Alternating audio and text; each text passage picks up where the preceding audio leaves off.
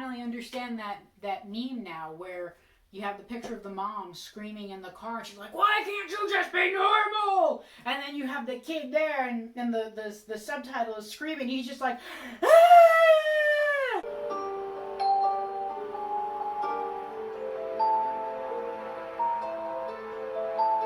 Welcome back to 31 Days of Halloween. I am here to talk to you guys about another foreign film. It's another Australian film. I will not do my horrible Australian accent for it again, like I did for Wolf Creek. But today we're going to talk about The Babadook, which is a 2014 movie that was done in Australia.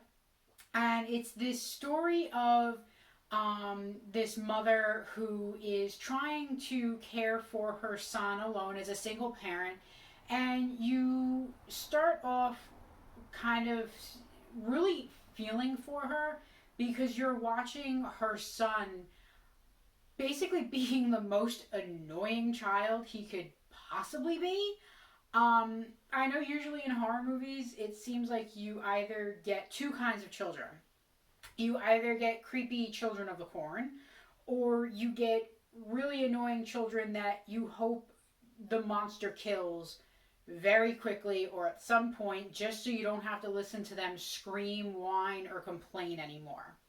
And unfortunately, the child in this movie was so annoying and just frustrating to deal with that I was hoping for the entirety of the movie that the monster would just eat him and get rid of him and just leave mom on her own so that mom could fight the Babadook by herself and then basically be able to just live her life without this annoying pest of a child, this little pip.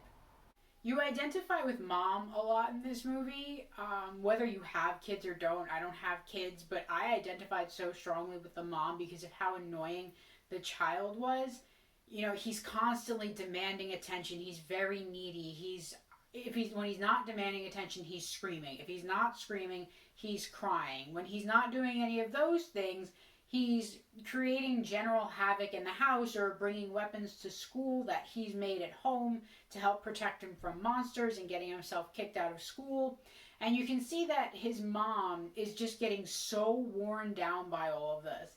And, you know, if you kind of oscillate a little bit between like being judgy towards the mom because of how she's parenting this child as a single mother, and identifying with her and how frustrating it must be to deal with a child who they say has special needs, but at certain points it's just like the child is being a nuisance and, you know, you need to discipline the child. You can't just keep giving in to him and every time he does something bad or gets upset, be like, "Oh, it's fine, we'll take you to go get ice cream," or something like that. Which is what the mom frequently does, but that's also kind of her way of coping with this difficult situation that she has. And the movie is kind of a study in the frustrations of motherhood or parenting or single parenting, because there's always a lot of judgment on mothers to be like the perfect mother, to never have the screaming child, to never be frustrated with your child or wish that you never had your child. But that's not really the reality. Like a lot of moms struggle with what it means to be a mom and kind of losing their identity when they have a child. And you kind of see that in one scene of a birthday party with Amelia's sister. And she's there and the other mothers are there and they're all dressed the same and they look perfect and their hair is nice and their makeup's well done and they're talking about all these kind of little inanities that are going on in their lives and how difficult their lives are. They can't even go to the gym. And Amelia, who looks bedraggled, who's in like her work clothes and just looks so tired, snaps and is like, "Oh, it must be nice." She doesn't say it must be nice. She goes, "Oh, it must be so hard that you can't find the time to go to the gym." And everybody's kind of shocked at how she reacts because they're living in their own little perfect bubbles and talking about like disadvantaged women and single parents and all the good work that they do for single parents and disadvantaged women. Meanwhile, Amelia's right there, and like these are the struggles that she's going through. And these people don't, or these other women don't seem to want to either understand that, or they just feel safer in judging her than in really understanding where she's coming from. So I kind of had to sit with the movie afterwards, just kind of thinking about this, because I didn't particularly like this movie, partially because Samuel was screaming all the time and just being generally annoying. So I identified with Amelia in the fact that she kind of felt like she wanted to get rid of him, not in the way that her life was just hard. I think they overdid it a little bit with Samuel being special or annoying to kind of make you identify with Mom and her difficulties, because at least for me, I just wanted Samuel gone in general. And it was kind of hard to pick up on things in the movie where, like, what does the Babadook actually represent? Because the way that he's introduced is actually really cool, where it's this storybook that Samuel happens to find, and it looks like it's been drawn almost by a child, and it's telling this story about the Babadook, and how when you let him in, he comes and he kills everybody, and he's your nightmares, and you want to make sure you keep him in sight. And the actual artwork is just really neat how they did that. And then the special effects, which actually there weren't too many special effects in this movie. They tried to keep it mostly practical effects because of the budget they had. You know, he is a very creepy sort of monster, but I was just kind of hoping the whole time he'd just eat Samuel. So one of the things that it took me a little bit to pick up on with the Babadook was at one point Samuel says to his mother, I don't want you to let him in, don't let him in. And me, at least, I was kind of thinking of it as like a physical representation of letting him in. Like there's one point where someone knocks on the door and Amelia goes and answers it and there's no one there. And if you're a very superstitious person, or if you're familiar with superstitions, some cultures believe that if you hear a knock at the door, or you hear someone calling your name and you answer it or open the door, you're inviting evil into your house or into yourself.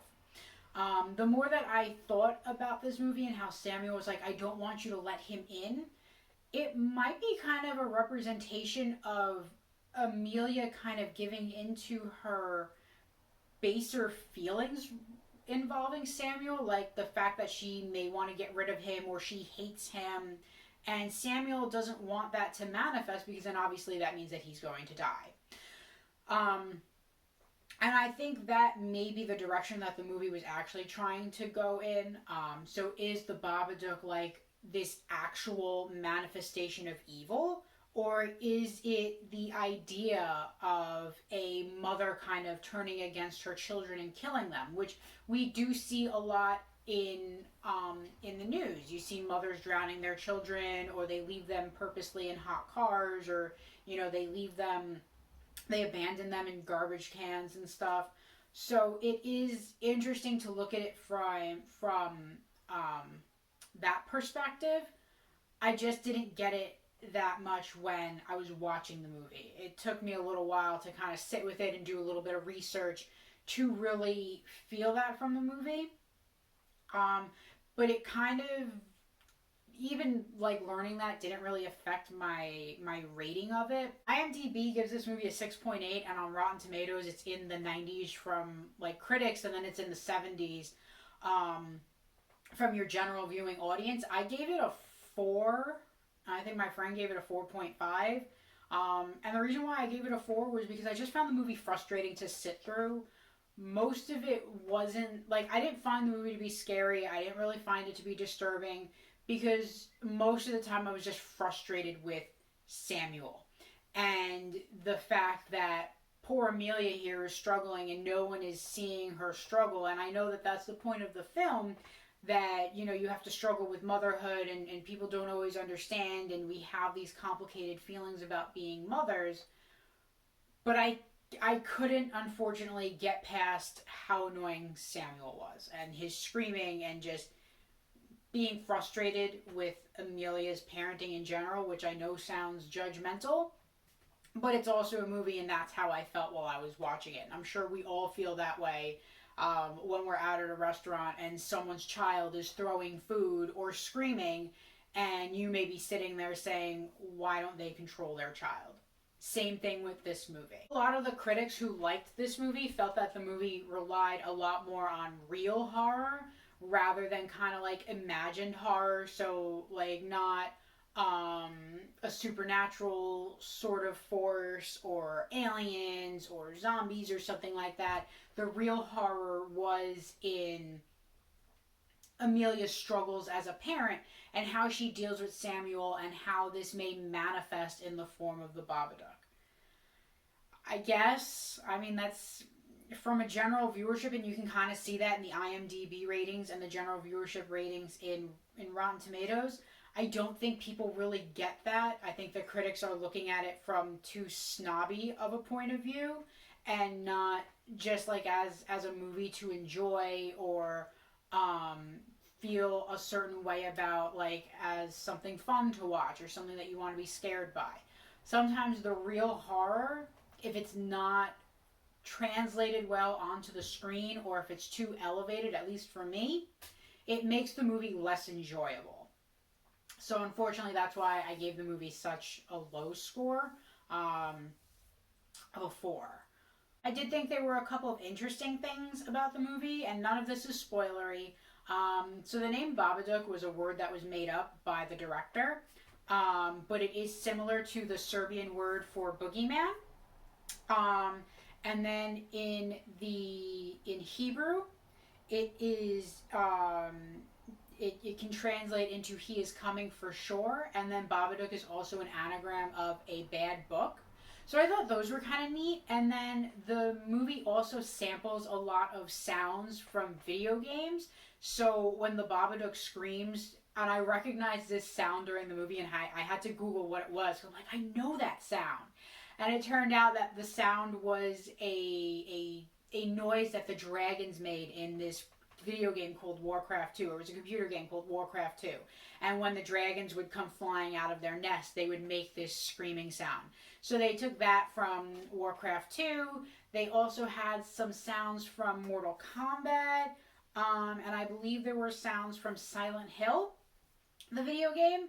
So it was kind of neat how the director sampled, or the person who did the sound and the music sampled all these different things to put it into the movie.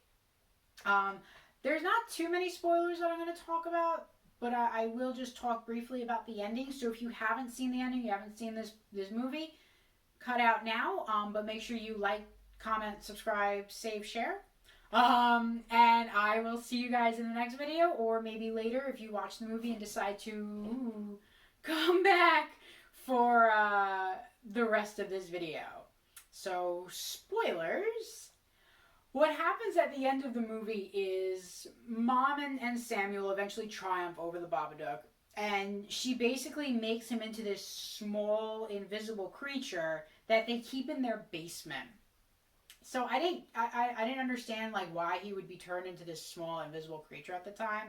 But then as I was reading more into it, looking at it from the point of view of Amelia struggling with motherhood and like being frustrated with Samuel, that in the basement, like keeping it in the basement could be symbolic of like her struggling to make sure that she keeps her feelings about Samuel, her frustrations about Samuel and wanting to get rid of them, like under the surface. Like they're still there, but she's trying to make sure that they don't escape. She's standing up to that and making sure that she takes care of Samuel to the best of her abilities, even if sometimes that means that she may get frustrated with him. She's going to make sure that they stay trapped in the basement. And you see that in one of those last scenes where she goes to feed it and earthworms that they collect from their garden. And she goes to feed it, and it kind of like pushes her back as it's like trying to loom over her, and she's like, no, you're not going to do that. And it like shrinks back down and takes the earthworm bowl, and it goes away. So I guess that would be what that symbolism is there, which after the fact I kind of liked.